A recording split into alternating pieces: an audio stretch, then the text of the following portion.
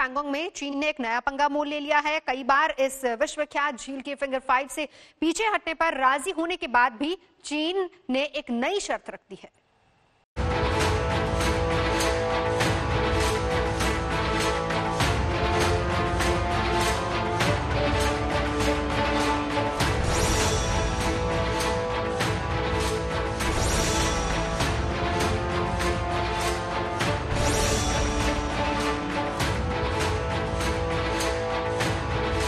खूबसूरत पेंगोंग झील अगले महीने से जमना शुरू हो जाएगी, मगर चीन की चालबाजियों की वजह से माहौल में आग लगी पड़ी है। बात पर बात, समझौते पर समझौता, वादे पर वादा करके भी चीन वहीं अड़ा है जहां वो खड़ा था। उसने ऐसी मांग रखी है जो भारत को कभी मंजूर नहीं हो सकती, यानी उसने आग में घी डाला है। पेंगोंग झील के फिंगर 5 से पीछे हटने के लिए चीन ने रखी है शर्त। चीन ने कहा है कि भारत फिंगर 2 से हटे तभी उसकी सेना फिंगर 8 तक पीछे जाएगी। भारत फिंगर 8 तक एलएसी के होने का दावा करता रहा है। फिंगर 4 तक भारत के सैनिक पहले से रहते रहे हैं। कमांडर लेवल की बातचीत के बाद भारत पहले ही फिंगर 4 से पीछे हट चुका है। भारत की सेना फिंगर 2 और 3 के बीच है। कोई भी स्वाभिमानी देश इस तरह की अनर्गल मांगों को मान नहीं सकता और चीन मानने को राजी नहीं है, यानी सर्दियों में सरहद पर भारी टेंशन रहने का खतरा पैदा हो गया है। हालिया गतिरोध में चीन ने जो मंशा जताई है कि चीन और भारत की सेनाएं पगांगसो लेक पे पीछे हटें, वो उचित नहीं है। जहां तक भारत का समझना है कि फिंगर 8 और फिंगर 4 के बीच का जो बफर जोन है उसका उल्लंघन हुआ है और ट्रांसग्रेशन हुआ है। कोई इंट्रूजन नहीं हुआ है भारत के क्षेत्र में, बट ट्रांसग्रेशन हुआ है बफर जोन में। उस ट्रांसग्रेशन का जो रुख है वो ऐसा नहीं हो सकता कि भारत अब वहां से अपना जो निर्धारित पोजीशन है उसको छोड़ के पीछे हटे।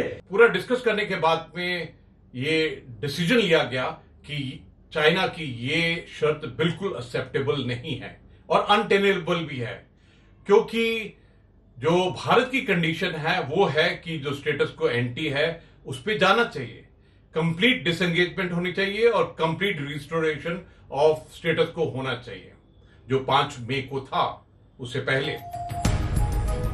चीन ने अपनी ओर से मास्टर स्ट्रोक लगाया है, क्योंकि उसकी मंशा, उसकी नीयत फजीहत करने और कराने की है।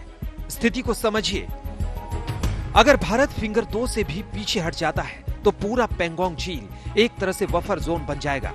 बफर जोन बनने का मतलब ये होगा कि पूरी की पूरी झील विवादित क्षेत्र हो जाएगी, जबकि तकरीबन 1/3 से भी ज्यादा झील पर भारत का कब्जा रहा है। भारत की पेट्रोलिंग बोट टीम बाकायदा झील में रही है। भारत के हटने के बाद फिंगर 8 तक भी पीछे हटता है चीन, तो इससे भारत को कोई एडवांटेज नहीं मिलने वाला। यानी चीन की नजर एक तो पूरी झील पर है, दूसरे वो विश्व बिरादरी को बताना चाहता है कि आखिर में जीत उसी की हुई। इस बात का संकेत तभी मिल चुका था जब 2 दिन पहले भारत में चीन के राजदूत ने बयान जारी कर कहा था कि पेंगोंग में चीन ने कोई अतिक्रमण नहीं किया है। जाहिर है भारत तमतमाया हुआ है। डिफेंस मिनिस्ट्री ने अपनी वेबसाइट पर चीन के अतिक्रमण वाले इरादे और एक तरफा उकसावे के बारे में जानकारी दी। हालांकि बाद में राजनीतिक बयानबाजियों की वजह से इसे हटाना पड़ा। भारत में अंदरूनी सियासत जो हो, लेकिन विश्व में हालत अच्छी है।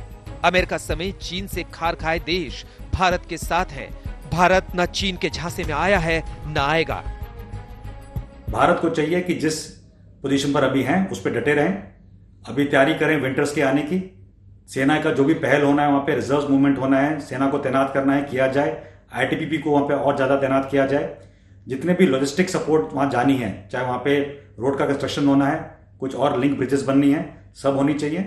और मैं समझता हूं कि इस एरिया को एक निर्धारित रूप से ये मान के चलें कि आने वाले विंटर्स में हमें इन पोजीशंस को ऑक्यूपाई करके तैनात रहना पड़ेगा। भारत ने 2 टूक शब्दों में चीन के अधिकारियों को संदेश भेज दिया है कि शरारत चीन ने की थी। एलएसी के भीतर घुसपैठ कर दावा जताने की उसकी गतिविधियां एक तरफा थी, इसलिए चीन हटे और बिना शर्त हटे। कुल मिलाकर बात ये कि चीन बिना सबक सीखे हटने के मूड में नहीं है। भारत को शायद कुछ बड़ा, कुछ कड़ा करना होगा। सूत्रों का कहना है कि भारत पेंगोंग झील में पीछे हटने के लिए बिल्कुल भी तैयार नहीं होगा। ऐसा करने से यथास्थिति पूरी तरह से बदली जाएगी और यही चीन की शुरू से कोशिश रही है। सुरक्षा महकमे में आगे के दिनों के लिए क्या रणनीति होगी, इस पर भी चर्चा की जा रही है और सर्दियों की तैनाती पर भी बातचीत जारी है। कैमरा पर्सन नासिर के साथ अभिषेक भल्ला, दिल्ली आज।